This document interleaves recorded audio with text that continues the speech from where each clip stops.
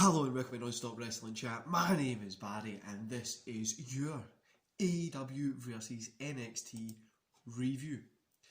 Obviously last night was a little bit different because it was like two kind of special event show things. Anyway guys, both shows were pretty good. Before we get into today's show, don't forget to hit like, subscribe and that beautiful notification bell. We're on the road to 100 subs guys. At 100 subs I'm looking at maybe doing like a giveaway or something. I've not fully worked it out yet because of like coronavirus. I don't know how it would work, but I'll figure something out. We're going to try and do a little giveaway or something at 100, like even a special event or something like that. But share this channel with all your friends, family, whoever you think would like it, and get us to 100. Let's get to 100. Let's push for it since we're in another lockdown. So we're going to start off with AEW, as we always do. AEW New Year's Smash Night 1. We kick off with the Young Bucks Young Bucks and SCU versus the Acclaimed in TH2. The Young Bucks and SCU pick up the win here. I gave this a 2.5. It was an enjoyable match. It was just a normal kind of Bucks match, like a spot fest kind of match, which I'm not going to say I don't like. I do like them, but I really felt like, I don't know, it's like the same again and again. Hopefully something's going to change a little bit. Then Moxley cuts a hell of a promo as always. I'm really excited for this Omega versus Moxley 2. I don't know how they're going to work it, what they're going to be doing with it. I'm just excited to see it. The next match we got was Wardlow versus Jack Hager. Wardlow picked up the win here. 3 stars guys. Now, I didn't expect this to be a good match at all. I literally remember when this was coming on, I sat down and I was like, okay, it's going to be one of those big guy matches, which was amazing. They were really good, hard hitting. There was no need for this one to be that good, to be honest with you, but it was, so that's the plus side to it. We get Taz, then we get like this whole thing with Taz waiting for next week, so Darby and Cage, they do like a weigh-in thing before a belt. Now, I think this would be pretty cool if it actually was implemented in every belt stipulation match, like every championship match. You have to do it means something. You have to like make weight and stuff like that. But that's not really wrestling, is it? You know what I mean? You couldn't have like a Darby Allin hold like a world heavyweight championship then, because he's not a heavyweight. But yeah, anyway, they done like the little weight thing. So like Cage was 272 pounds. Darby's 170, which by the way I didn't realise that 272 pounds was 19 stone for people in the UK, which is like 123 kilograms.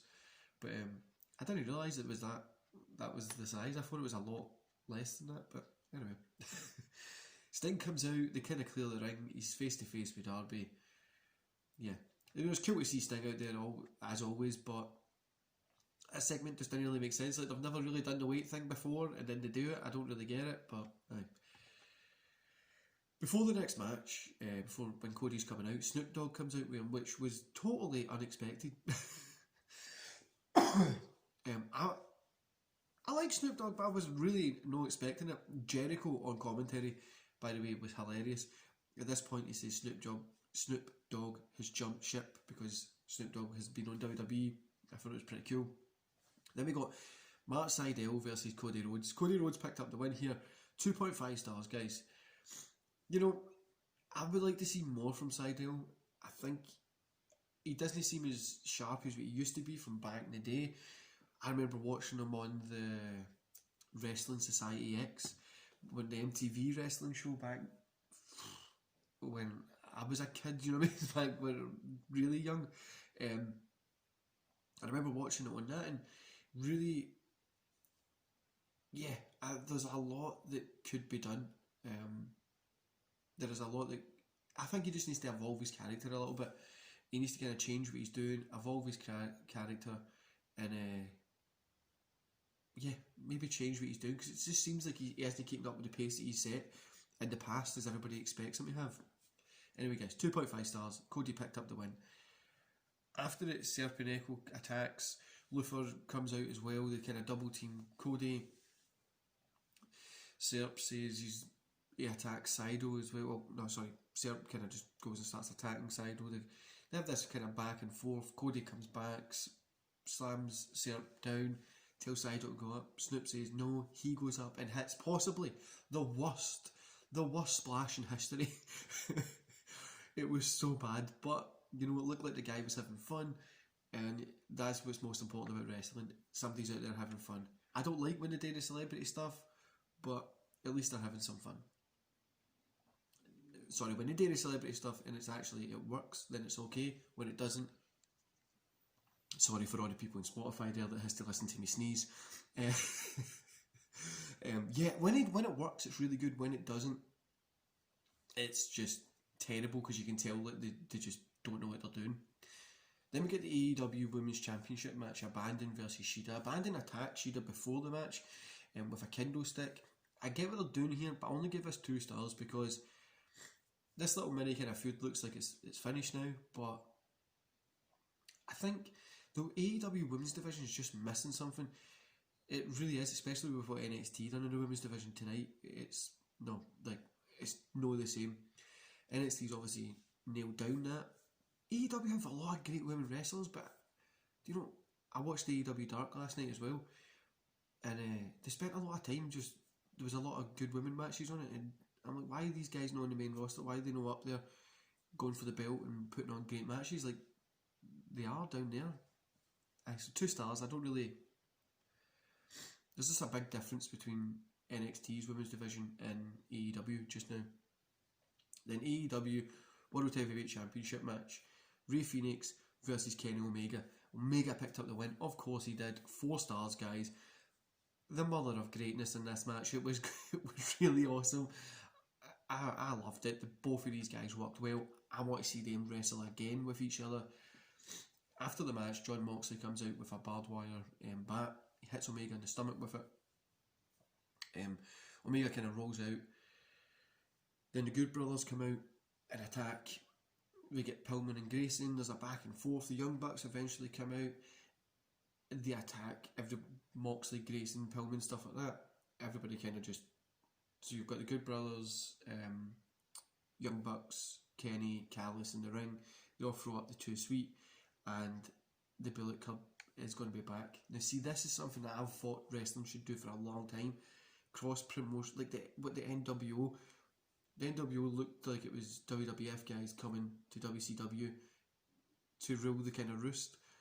These guys look like they want to rule wrestling, and it's so cool. Like, I would even get New Japan involved.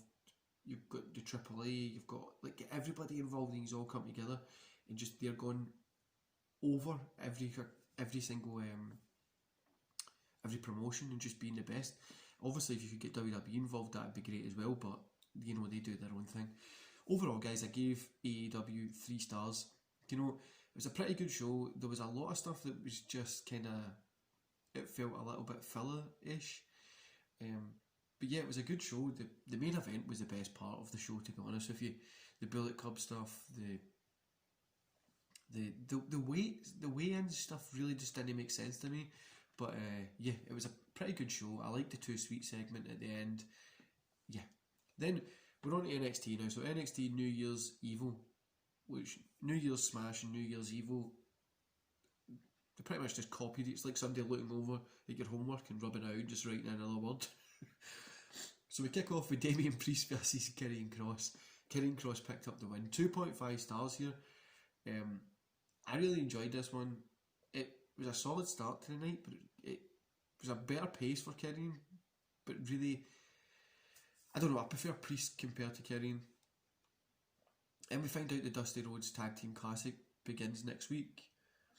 The NXT Cruiserweight Championship, Escobar versus Metallic. Escobar picked up the win. Again, 2.5, nothing special so far. And it was a solid match, but at this point in the show, I was like, oh, it's just going to be one of those kind of duds from AEW. Then we get Cortez versus Lee. Lee picked up the win. It was a squash match to make Lee look good. This was me. I was like, oh, damn, this is going to be like AEW's going to have the better show, and NXT's just going to fall behind a little. Then we get William Regal informs us that Timothy Thatcher is hurt and he can't face Ciampa in the fight pit, which was really weird, by the way. They removed everything for the fight pit from the social media. Didn't they mention it or nothing? Obviously they had to say something tonight about it, because everybody was like, where's the fight pit? It looked like it was going to be cool, but yeah. Then we get the last women standing match, Raquel versus Rhea. Raquel picked up the win. 4 stars here, guys. This was insane. What a match. Last women's standing match was great. This is what I mean, the difference between AEW women's division and NXT and AEW's women's division is so different. Like, it's so fun to watch. And this was insane. A great match. Both of these women put on a fantastic match. And arguably, these two are at the top of the business just now. For me, and I've told you that a million times, guys, I'm a mark for Rhea. I think she's one of the best wrestlers in the world at the minute. And I really think she just needs to be put in that correct position to get her belts, more people behind her and stuff like that. Then we get Candice LeRae and Johnny Gargano versus Kushida and Blackheart. Kushida and Blackheart pick up the win here, 2.5. This was good given a lot of the character work that was in it. Still had a pretty good action. Then we find out TakeOver is actually going to take place on Valentine's Day, which is going to be fun. Especially for us that more than likely will still be in a lockdown at that point.